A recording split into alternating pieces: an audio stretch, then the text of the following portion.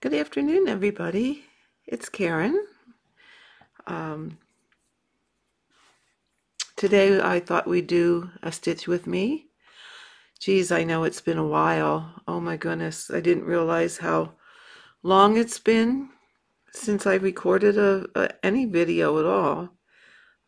Things have been just a little bit up in the air around here. Um, let's see.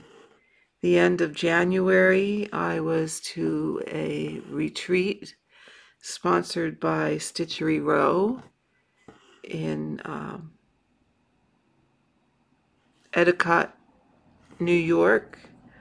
Um, Barb and I went, and I must say we had a blast. It was so much fun. Um, Got back from that, and in all honesty, I wasn't back too long until my husband got sick. Let's see, we both had flu shots when we should have had the flu shots, so it wasn't like we put it off. Oops, sorry about that. There we go. My computer is getting warm here already. And he got sick and wasn't feeling very well, and he has COPD. So the third day of his illness, he wasn't getting any better. And of course, I'm always of the mindset that if I to do what I know how to do, and if it isn't working within 3 days, then we go to the doctor. So I ended up taking him to the emergency room at the VA because he was having some trouble breathing on top of running a fever and just plain not feeling well. And they tested him, and he had influenza A, which is the flu that affects the respiratory system. So things all started making sense, and they put him on some Tamiflu and sent him home, with the usual instructions of take Tylenol and keep yourself hydrated, blah, blah, blah. Well, that was all fine, well, and good, except he was having the side effects of the Tamiflu, which meant he was having upset stomach, he was having diarrhea, and just generally was not getting any better. So finally I said, well, let's not take any more of the Tamiflu, because really all Tamiflu does is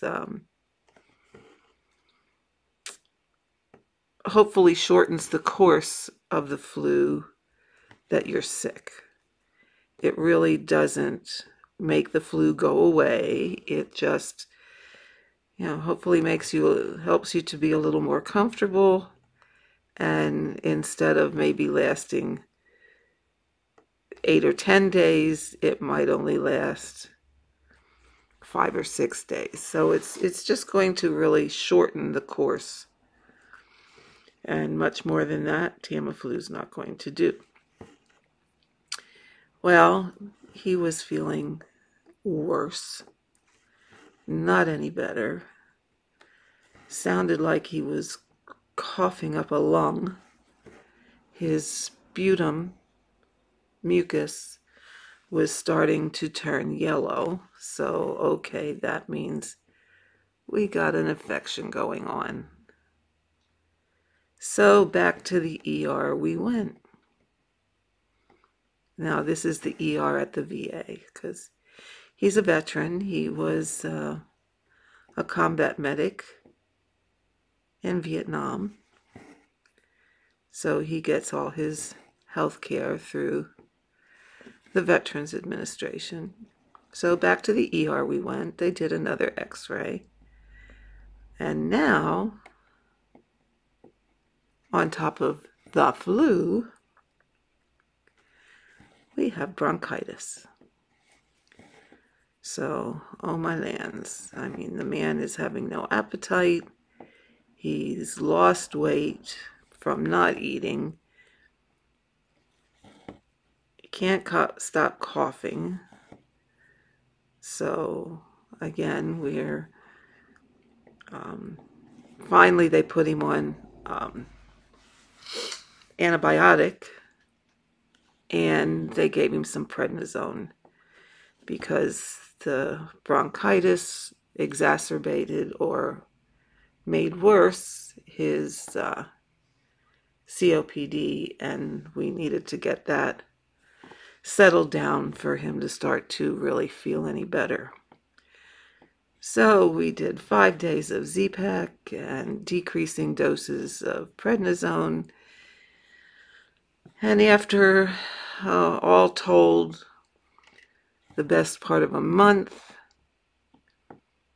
he is now better. Thank heaven. Because it was a... Oops, sorry about that. Bumped you.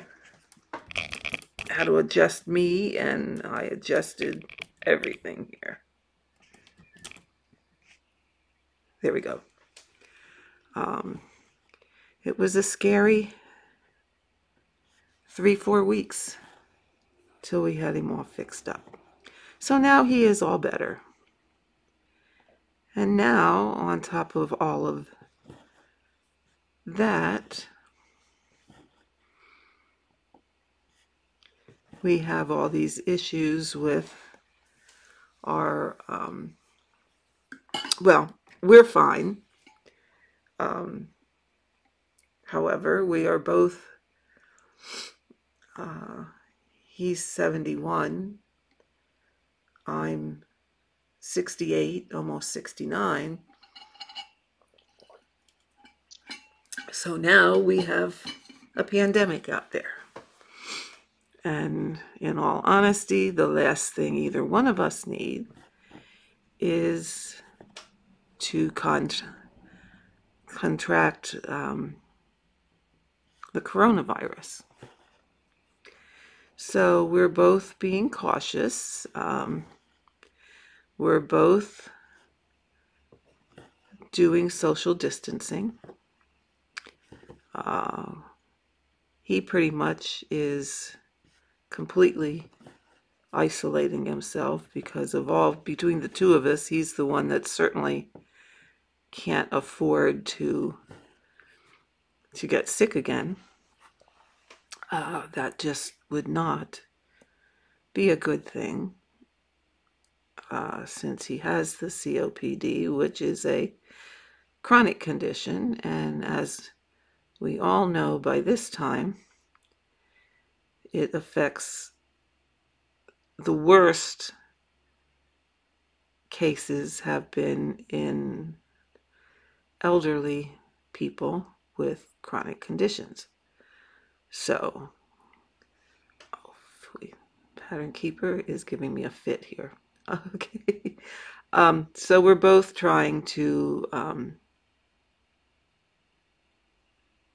social distance and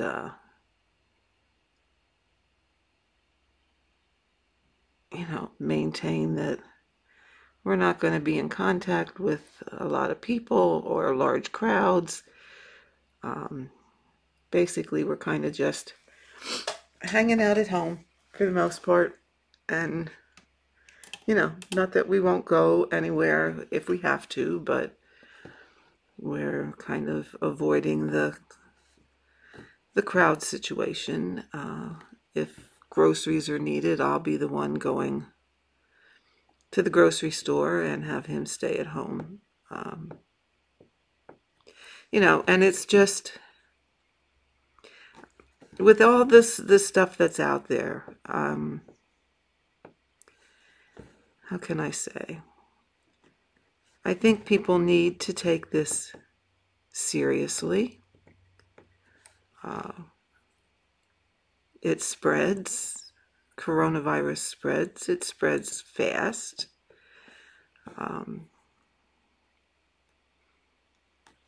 It spreads by droplets. It also spreads by those droplets, you know, falling onto a surface and having a contaminated surface, and then you touch that surface with your hands.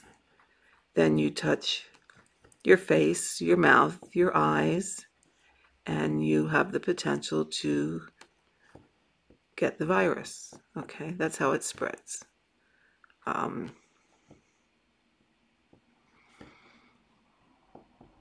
You know, do people practice good coughing or sneezing? Do they have the good coughing or sneezing practices? You know, what's your instinct? Your instinct most times is to cover your mouth with your hand when you cough or you sneeze, which, okay, that helps it from, you know, getting into the air, but now it's on your hand.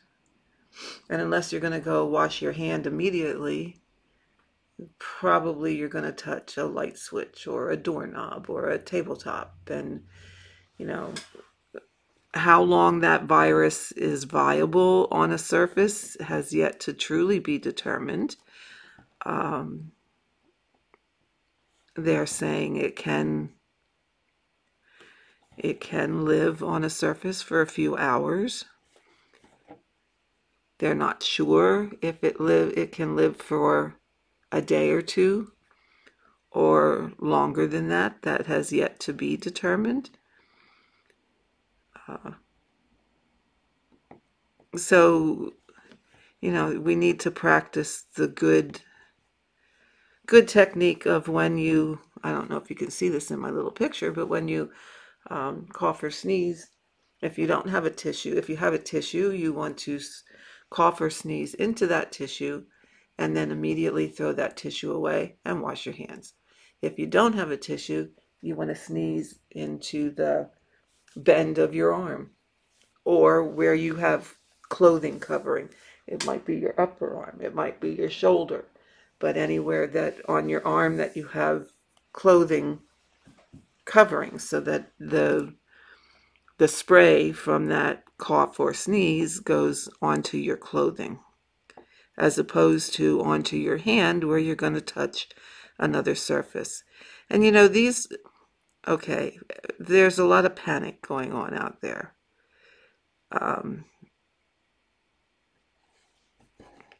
And I'm not saying these things to cause more panic. I'm saying these things because they should be everyday standard practice. You know, we shouldn't be doing this just because we have this virus going around. Okay, why did I get so blurry here?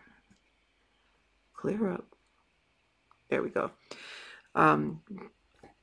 Practicing good technique when coughing or sneezing, we should be doing that all the time. Not just because there's a virus. That should be a habit that we have acquired and we do routinely. Just like hand washing.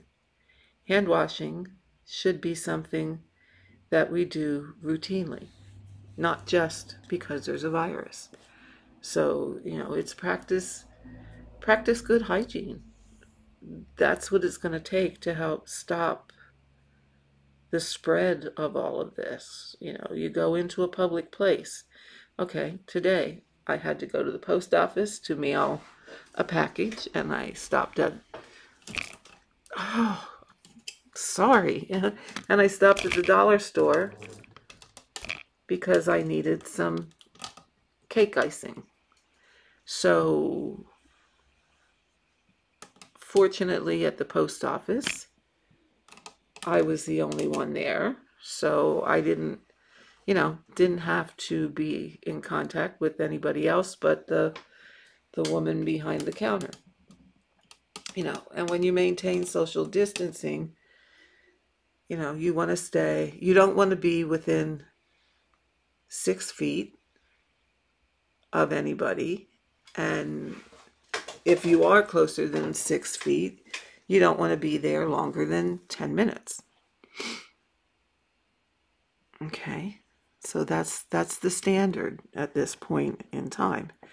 So at the post office, that was the case. I was further away than 6 feet from the woman behind the counter, and I was only there a few minutes. So that's social distancing. I went to the dollar store to pick up a can of icing, and there were a few other people in, but I tried not to go in the aisle that they were in and use another aisle. Okay, stop the blur here. Okay, so that I could maintain a 6-foot distance from anybody else. And even if I did pass within that 6-foot range, I wasn't standing there for 10 minutes. It was excuse me, walk past, and we're done. So again, that meets the requirements of social distancing. So you want to have that be common practice, especially now, but have it be common practice. Not only will it help prevent you, not that it's a sure thing, but it will certainly help to decrease your risk. But that's probably something we should be doing all the time, because how is the cold and the flu passed? The same way. So these techniques aren't something that we should be doing just because we have coronavirus. These are common sense, common practices that people should be using. And the one thing that I don't think people realize. Now, I think most of you know that I'm a nurse, a retired nurse. I worked as a nurse for 45 years. And by all means, we had access to Purell. And especially when you were doing a med pass, yeah, we used it. But by the way it's going off the shelves in grocery stores and dollar stores and Walmart and what have you, places that sell it, makes me wonder what people did before. And the other thing that this is the part that I really truly think people don't realize, is the fact that Purell is absolutely not a substitute for hand washing.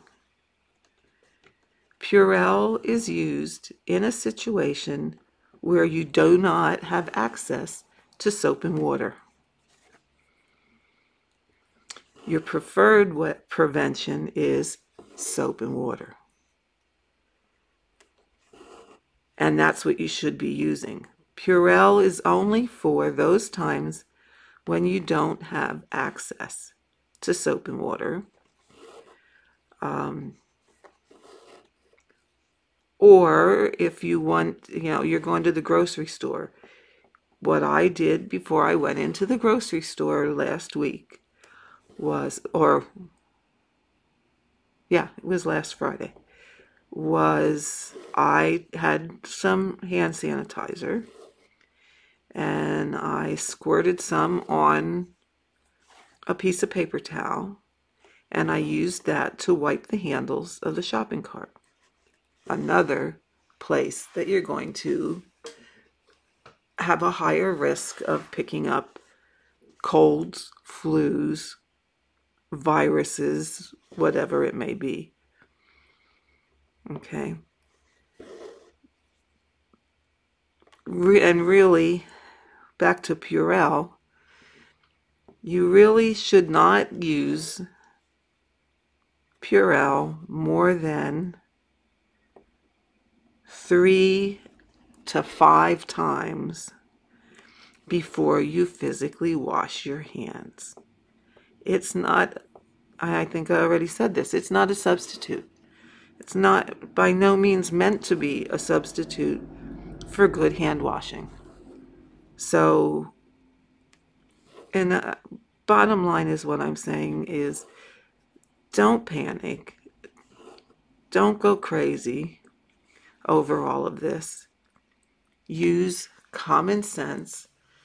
Be cautious. Think about what you're doing. Think about, am I too close to the next person? Should I go to that event that is a large crowd of people? You know, be wise and make good choices. And not that the risk is not there, because it certainly is there every day right now.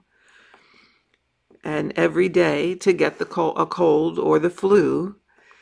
But think about what you're doing and where you're going and make the best choice for you. If you have lung issues, if you have cardiac issues, if you have kidney issues, if you have any chronic disease, you know, your options or your choices should probably be, I'm not going to be in a crowded situation. I'm not going to be where there's a large group of people. Because ask yourself, can I maintain social distancing in a large group of people? Can I stay 6 feet away from anybody else in that group? If you can't do that, stay home. Stay home. Just be smart about it.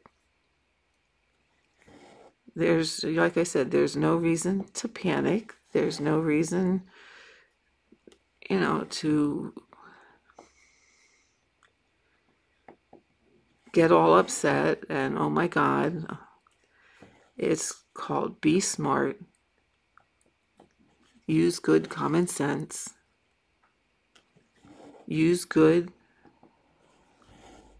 Develop some good standards of practice when it comes to hygiene and hand washing, and you should be fine. You know, there's always a risk, don't get me wrong, but you will be, by doing those things, decreasing your risk a whole lot. So that's my little soapbox about that. You know, I think there are people out there that are not taking this whole issue seriously enough, and they're kind of just brushing it off and poo-pooing it and say, oh, that's not that big a deal. But then there's the other end of the spectrum where people are just they're just panicking and getting on the crazy bus where it's concerned. I have yet to figure out why the need to stock up on 50 rolls of toilet paper. You know, I don't get that. I don't get why toilet paper is coming off the shelves like there's no tomorrow. I'm sorry, but I just can't wrap my head around that. I don't understand why that's necessary. Okay, so maybe you get quarantined to your home for 2 weeks. Seriously, are you really? Diarrhea is not part of this disease. Do you really think you're going to need that many rolls of toilet paper to isolate yourself for 2 weeks? Seriously. What about food? Are you gonna, did anybody think these people that are going, sorry, I keep having to adjust my position here and then I keep bumping my camera. But do people not realize that they're going to need to eat in that 2 weeks? You know, it just, I just see and hear things happening that are just not making a lot of sense to me. And like I said, the whole thing is use your common sense, make good decisions, make good choices, and think about how all of this is going to affect you as an individual or your family. If you're older, like I am, your risk is probably greater, so be more aware of your options and the choices that you make. Younger people, yes, they might contract the virus, but they're younger, they're healthier, and chances are they're going to come through it and be just fine. So that's what I had to say about that. 1/2 hour, and I was on my little soapbox. So I will get off that soapbox now. But I just, like I said, I just felt the need to have to voice my concerns and share my opinion and hopefully help in some small way to decrease the panic that is out there. So, what's everybody been stitching on these days? As you can see, and I'll try and I should have stuck a picture up here in the corner, and I didn't think to do that before I started this recording. I'm back to working on Stitcher's Retreat. Oh, my poor back. And as you can see, I'm sort of still doing diagonal, but I have really strayed from the diagonal. I'm at a part right now that has this humongous chunk of black. So I am stitching this humongous chunk of black. It just makes more sense to stitch it than to only do 10 stitches and what have you. So yes, folks, I strayed from the diagonal. Yes, I've kind of chosen to work diagonally, direction-wise, but do more of a color completion.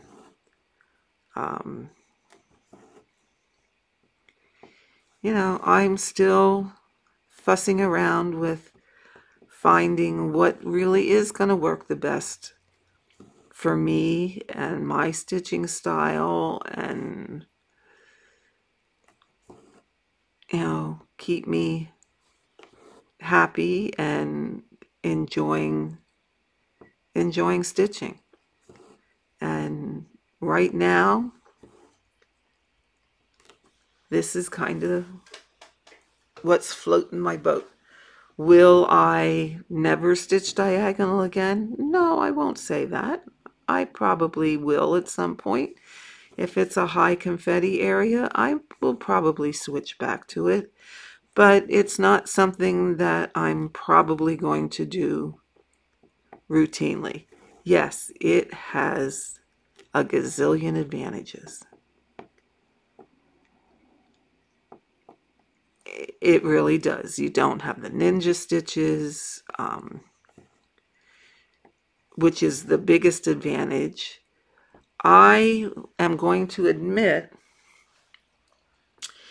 that when I held this piece up the other day to move the hoop and opened it up and looked at the whole thing, I could see very faint diagonal lines. I know. Call me a liar, liar, pants on fire. I know, I said, it alleviates diagonal lines. They are very faint. They are hard to see, and it depends on how the light hits it. So I'm sure it will be fine once the piece is finished, once the piece is washed, once the piece is ironed and put in a frame. It will be fine. You know, it isn't some of those drastic lines that some people get in their stitching. But I'm going to have to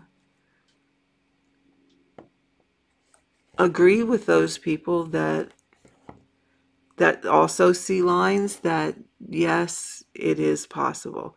Is it a tension issue? More than likely.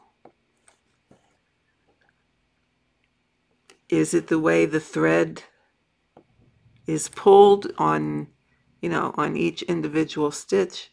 Certainly contributes. So like I said, I am the first one to admit if I was wrong. And that's exactly what I'm doing now, is saying, you know what? I didn't think there would be lines. I can now see lines in mine. Are they drastic lines like you see in some pieces? Absolutely not. But they are there. So that was another reason that I decided to kind of vary what I was stitching. And this, what I'm doing now is a bit, let me see if I can go up a little higher so you can, let me move the camera up a little higher so you can see more. What I've done now is pretty much, there we go, pretty much cross country within a section. I'm still virtually in a diagonal direction, and I'm sorry if this is a little blurry here. Let me go back. I'm still kind of working in a diagonal direction, but I am, let's see here, I am working it more by color, which we all know that cross country doesn't give you lines at all. So is it a little difficult to keep my place and to find my place? A little bit, but I try to stay within an area and see how that goes. We're all, so it's okay not to stitch strictly in a diagonal. That's fine. My whole bottom line, once again, is find the way that makes you happy. Stitch the way that makes you happy. I, yes, was a big advocate for diagonal stitching. I still think it is, for some people, their preferred way. And I have lots of videos up that teach you how to do it. However, does that mean that a person always, because I made a video or many videos on it, does that mean that I always have to stitch that way? No. I'm just like anyone else out there, and change up what I do when I do it, and still trying to find what way suits me the best. So, you know, don't feel to be in the diagonal stitching group that you have to stitch on the diagonal. You certainly don't. You know, stitch whatever way you want. Stitch what makes you happy. Stitch what brings you joy. Because this is a hobby, ladies and gentlemen. This is a hobby. It's supposed to be fun. It's not something that we're going to get that gung-ho crazy about. And, oh my God, I can't vary. And to post in this group, I have to do that. No, you don't. Stitch the way you want. Post the way you want. Post your stitching. Keep posting your stitching. Love to see those pictures. So with that, and the fact that I'm pretty much past a half an hour, and this takes a little bit of time to get uploaded and onto YouTube, so I think I will end it here, and I will hopefully be able to get back to a more routine schedule once again. Let's see, today's Thursday, so you know, I'd like to do a stitch with me once a week. So I'll try to have one up by the end of next week and see if we try to keep going from that point forward. So with that, I'm going to bid you all farewell. Thanks for dropping by. Thanks for subscribing to all the many subscribers that I have. Still blows my mind away. But I do thank each and every one of you from the bottom of my heart for subscribing, and I hope you continue to find these enjoyable. If you have questions, please do ask. I will do my best to try and answer them for you. Before I go, that reminds me. Let me go to just the big picture of me, okay? I had someone ask me about, I'm going to get rid of this camera and get it out of the way here and try and flip you around this way a little bit more. Someone asked me about getting to the back of your work with, let me go up a little higher here, with the nerd stand, okay? And it really is, okay, let's come around here. And let's get rid of this. Oops. Oh, I got this all on a table here and everything is kind of a little nuts. Okay, so when you're stitching, you probably have this bent down towards you like this, okay? And you're stitching up here, la la la la la la la la la. And now, oops, I need to get to the back of my work. You can do it at two places. You can do it here at this first joint, and by loosening that, get this out of my face here. Okay, by loosening this one, it just flips up like this. You can get to the back of your work. All right. If that isn't enough, okay, you need a better angle. What I find I do is I flip it here at this second joint and go back, and I get a better angle.